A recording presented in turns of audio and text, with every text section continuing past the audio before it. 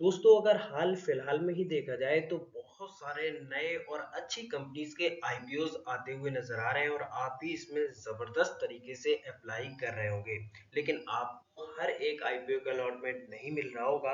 तो इस वीडियो में हम समझेंगे कि आईपीओ में जो कैटेगरी होती है, हर एक कैटेगरी में आईपीओ का अलॉटमेंट कैसे होता है। तो इस वीडियो को अंत तक जरूर देखें। सबसे पहले हम बात करेंगे कि कौन कौन सी कैटेगरीज आखिर आईपीओ में होती है। अगर आप अप्लाई करते हैं तो आपको पता होगा। सबसे पहले रिटेल कैटेगरी जिसमें हम आते हैं।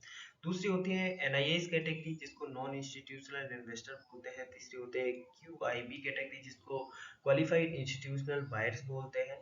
एम्प्लॉय कैटेगरी या शेयर होल्डर कैटेगरी किसी किसी आईपीओ में होती है। और अंत में होता है एंकर इन्वेस्टर। तो ये चार पांच प्रकार की कैटेगरी होती है। नेक्स्ट अगर बात करें रिटेल कैटेगरी में कैसे अलॉटमेंट होता है, तो सबसे पहले बता दूं कि आप 2 लाख तक का इन्वेस्टमेंट इस कैटेगरी के अंतर्गत कर सकते हैं। इसमें लॉटरी बेसिस पर अलॉटमेंट होता है। लॉटरी बेसिस कैसे? अब देखिए यहाँ पर अगर आईपीओ 10 गुना सब्सक्राइब हुआ है रिटेल कैटेगरी में, तो यहाँ पर हर 10 में से एक को ही आईपीओ अलॉट होगा। फॉर एग्जाम्पल अगर 10 लॉट है उस आईपीओ में और 100 लोगों ने अप्लाई किया है, तो मतलब किसी भी 10 को मिल सकता है। अब ये लॉटरी बेसिस पर होता है, किसको मिलेगा किसको नहीं मिलेगा, रैंडमली ये सिस्टम द्वारा निकाला जाता है कि किसको ये मिलेगा। तो इसमें कंफर्म नहीं रहता कि किसको अपने सगे संबंधी को ऐसा नहीं दे सकते हैं। बस ये है कि अगर 100 लोगों ने अप्लाई किया है, 10 ही लॉट है, तो 100 में से किसी भी 10 को मिल सकता है, ये है। और अगर अंडर सब्सक्राइब हुआ है तो किसी ने 2 लॉट अप्लाई करे तो उनको भी मिल जाता है। ये होता है रिटेल कैटेगरी में। अगर एनआईए कैटेगरी में हम बात करें तो यहाँ पर 2 लाख से ज्यादा का इन्वेस्टमेंट आपको करना पड़ेगा।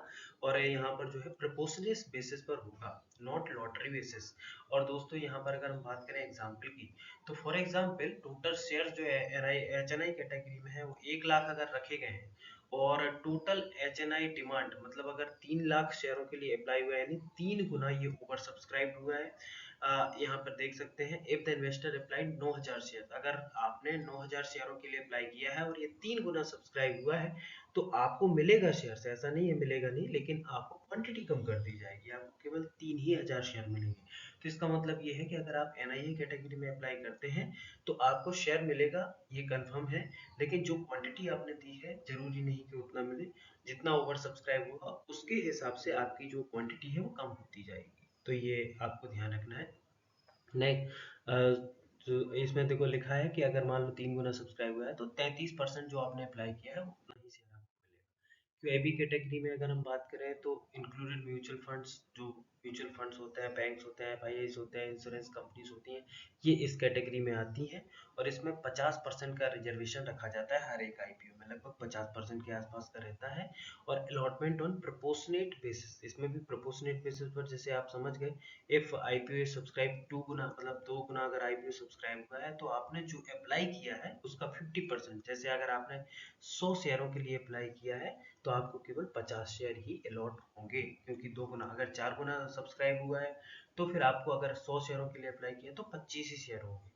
तो जितना ये ओवर सब्सक्राइब होता जाएगा उतनी क्वांटिटी आपकी कम होती जाएगी। नेक्स्ट है एम्प्लॉय कैटेगरी। एम्प्लॉय कैटेगरी में स्पेशल कोटा होता है। ये स्टाफ या एग्जिस्टिंग शेयर होल्डर्स, जैसे अगर किसी कंपनी के होते हैं तो उनके लिए ये कोटा होता है। और अलॉटमेंट प्रोपोर्शनेट बेसिस पर भी हो सकता है और लॉटरी बेसिस पर भी हो सकता है, दोनों बेसिस पर इसमें अलॉटमेंट हो सकता है। एग्जाम्पल के तौर पर अगर एम्प्लॉय कोटा 1 लाख शेयर्स है और अप्लाइड जो अप्लाई किया है वो 2 लाख शेयरों के लिए अप्लाई किया गया है, तो 50% ऑफ अप्लाइड शेयर मतलब जो आपने अप्लाई किया है उसका 50% आपको मिल जाएगा। अगर लॉट सिस्टम भी बनाए ना तो लॉट सिस्टम या लॉटरी बेसिस पर भी इसमें होता है। दोनों तरीके से कर सकते हैं। आखिरी होता है anchor investors. Anchor investors QIB का ही एक पार्ट है। अब क्यूआईबी के लिए चूंकि 50% का जो स्टेक्स है वो एकदम कंफर्म रहता है, रिजर्व रहता है, तो उसका करीबन 60% यानी जो 50%, अगर मान लो कि 100 शेयर जो है एंकर उस क्यूआईबी के लिए रखे गए हैं, तो उसका मैक्सिमम 60% एंकर इन्वेस्टर के लिए होता है। ये जो शेयर्स होते हैं ये आईपीओ के पहले ही अलॉट हो जाते हैं। ठीक है ना। Shares allotted before IPO opens, जब आईपीओ ओपन होता है उसके पहले ही ये अलॉट, मतलब जो अपन के लिए निकलता है भरने के लिए, उसके लिए पहले ही इनको ये अलॉट कर दिए जाते हैं। Shares locked in 30 to 90 days, अब इनका लॉक इन पीरियड होता है, ये तुरंत बेच नहीं सकते, क्योंकि अब देखिए 50% है इसका भी 60% है, तो मतलब इनके पास काफी क्वांटिटी होती है।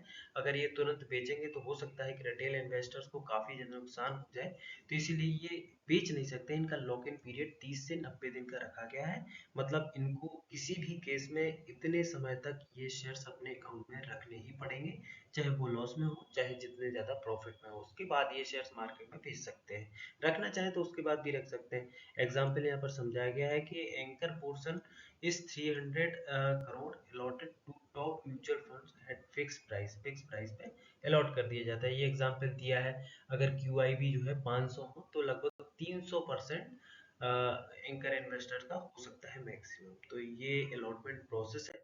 अगर हम बात करें अलॉटमेंट फ्लो की, आईपीओ फ्लो की कैसे होता है, तो सबसे पहले आईपीओ सब्सक्रिप्शन के लिए ओपन होता है, उसके बाद इन्वेस्टर्स अप्लाई करते हैं इसमें, उसके बाद register prepare the basis allotment, जो अलॉटमेंट प्रोसेस मैंने बताई वैसे अलॉट होता है, उसके बाद एक्सचेंज NSE BSE में अप्रूव होता है, उसके बाद ये शेयर्स जो है मार्केट जो जिसने भी इन्वेस्टर्स ने अप्लाई किया है उनके डीमेट अकाउंट में क्रेडिट हो जाते हैं शेयर्स, उसके बाद ये मार्केट में लिस्ट हो जाते हैं। समरी की अगर बात करें तो रिटेल इन्वेस्टर्स लॉटरी बेसिस पर अप्लाई इसमें अलॉट होता है।